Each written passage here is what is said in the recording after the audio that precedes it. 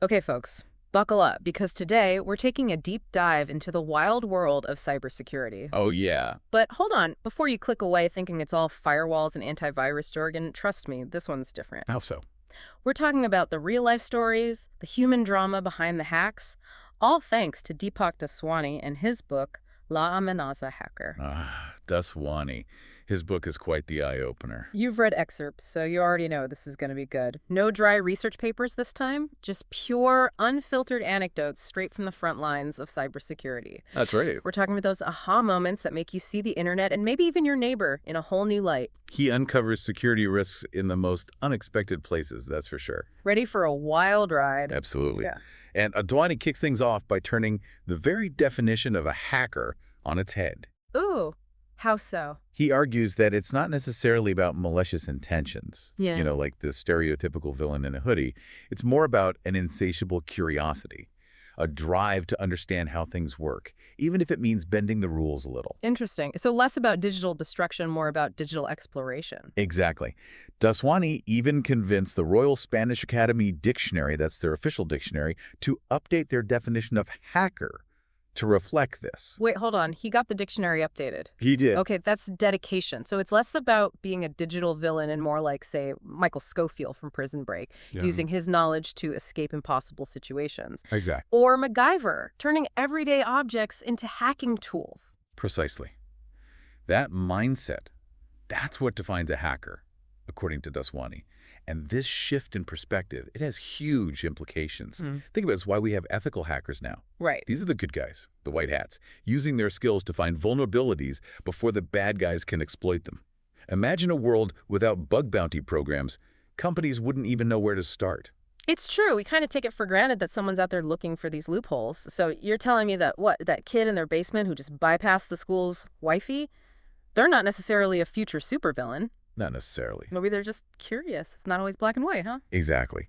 And that brings us to one of Daswani's stories that perfectly illustrates this blurry line. The Wi-Fi bandit. Oh, this sounds juicy. Tell me more. Picture this. Daswani's at home, minding his own business, maybe sipping some coffee, when he realizes someone is stealing his Wi-Fi. Okay, I've been there. Super annoying, but what's a cybersecurity expert to do? Now, most of us, we'd just be annoyed, right? Maybe change the Wi-Fi password, grumble about it to our houseplants. Right. But Daswani, being Daswani, he gets intrigued. Oh, I see where this is going. Instead of kicking the neighbor off, his curiosity gets the best of him. He's got to know who this Wi-Fi bandit is. Exactly. So he starts analyzing the traffic coming from their device. Now, keep in mind, this is way back when, before VPNs were on everyone's radar, and HTTPS seemed like some kind of magical force field. Yeah, back when people thought just seeing that little HTTPS meant Fort Knox levels of security. Precisely. Yeah. So Daswani sets up what's called a man-in-the-middle attack. Ooh, sounds serious. Break that down for us. Imagine you're sending a postcard to a friend, right? Ah, okay, I'm with you. But instead of it going directly to them, it goes to someone else first, someone you don't know. Sneaky. This person, they can read your postcard, maybe even change the message a bit before forwarding it on to your friend. Oh, no. Your friend, they think they're getting your original message, but they're actually getting a manipulated version. That's essentially what a man-in-the-middle attack is. So Daswani is basically intercepting everything his neighbor is doing online? Pretty much. Oh, okay. And in those days, it was like an open book. Wow, that's both ingenious and terrifying. So he's basically eavesdropping on his neighbor's entire online life. He could have. Did he find out what brand of coffee they ordered online? What were they watching? Was it even worth it? Oh, it gets wilder. Daswani could have done some serious damage, spying on everything, stealing passwords, the works. But what does he do? Don't keep me in suspense. He hacks into his neighbor's Facebook account. Hey, what? Yeah. No way. He went full-on digital detective over some stolen Wi-Fi. That's incredible.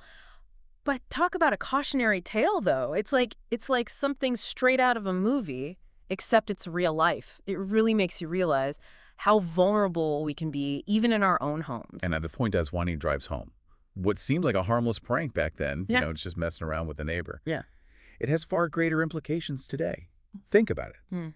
We use public Wi-Fi everywhere, do our banking online, share everything on social media. Our entire lives are online. It's true. Daswani's story is a wake-up call. Cybersecurity isn't some abstract concept. It's about protecting our everyday lives. You're telling me. It makes you wonder, What if someone is watching us on this coffee shop Wi-Fi right now? Okay, that's officially going on my list of things to freak out about later. But seriously, this was years ago. If people were pulling this off back then, what are they capable of now with all the technology we have? Daswani's story is like a digital ghost story. Makes you want to check over your shoulder while you're scrolling online. Right. But his book, it dives into even bigger cybersecurity issues, Yeah, right? absolutely. He recounts another story where he uncovers vulnerabilities, Okay. but he keeps the target a secret until the very end. It's a real page-turner. Oh, come on, you're killing me with suspense. Don't tell me. Let me guess. It's the CIA, right? The Yeah. White House, maybe? Close, but not quite. Daswani found a way to access sensitive data on the Tenerife Soccer Club's website. Names, addresses, the works. And this wasn't just finding a forgotten password. This was ingenuity, real hacker skills. Wait, seriously?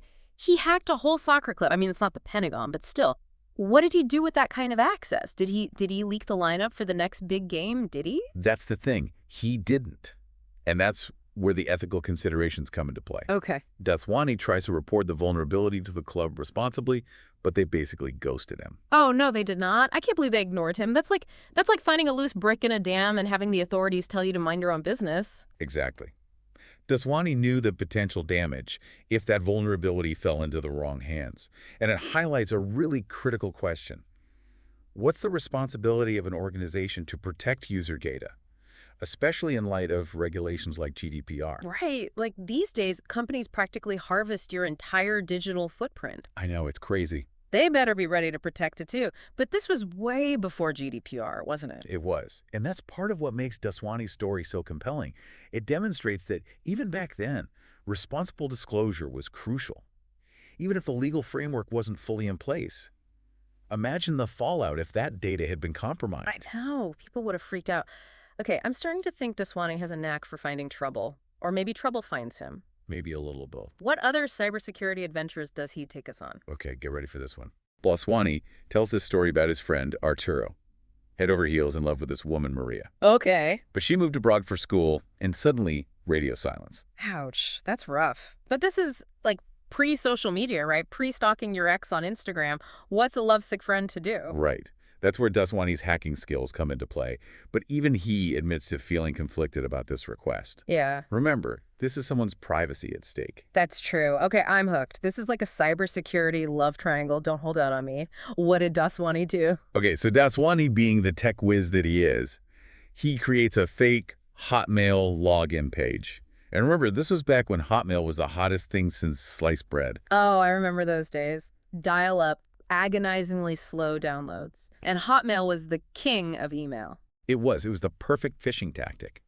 And sure enough, Maria's friend, also completely in the dark about her sudden silence, she falls for it.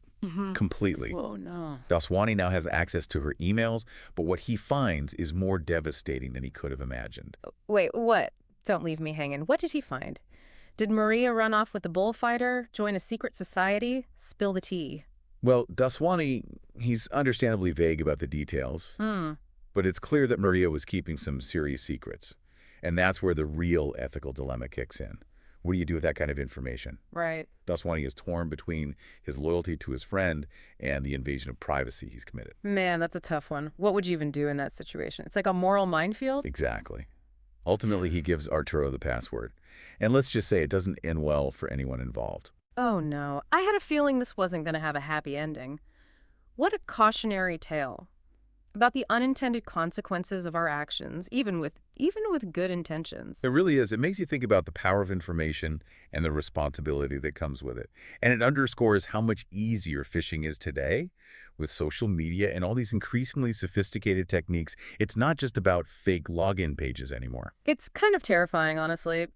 Daswani's stories make you realize just how much our online world has evolved, but the vulnerabilities are still there. Oh, they're definitely still there. Just hidden in plain sight. It's like we've been looking into a digital time capsule, you know? It is, yeah. Daswani's stories show how different things were, almost refreshingly simple in a way. Right. But you're right, the vulnerabilities are even greater now, just sneakier. It's the evolution of cyber threats. You know? We're all more aware of the obvious stuff now, like you said, sketchy email attachments, those you've won, pop-ups. Right. But the real danger is what we don't even think about. The the seemingly harmless online habits that could come back to bite us. Okay, now you've got me really curious. Give me an example. What kind of online habits are we talking about? I haven't clicked on one of those which 90s boy band member are you quizzes and ages, I swear. See, those are precisely what Daswani would warn you about. Really? They seem harmless, even fun. But that data, it's a gold mine. It's collected, it's analyzed, and it's used to build a scarily accurate profile of you. And we're handing it over willingly, often without a second thought.